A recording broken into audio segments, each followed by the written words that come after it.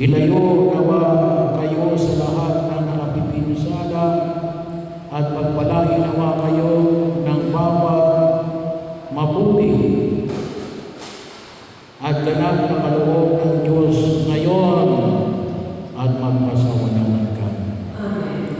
Pamalaging ginawa niya nananahan ang kanyang salita sa inyong kalooban at pag-aalin nawa niya kayo ng kapangyarihang walang hanggan.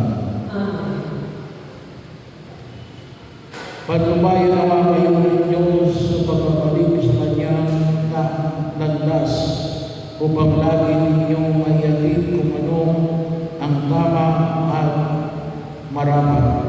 Samantalang kayo'y naglalakbay patungo sa kalangitan na kanyang pamana, magpasawalang hanggan. Pagpalain kayo ng makapangyarihang Diyos, Ama, Anak, at ng Espiritu Santo. Amen. Mayo kayo.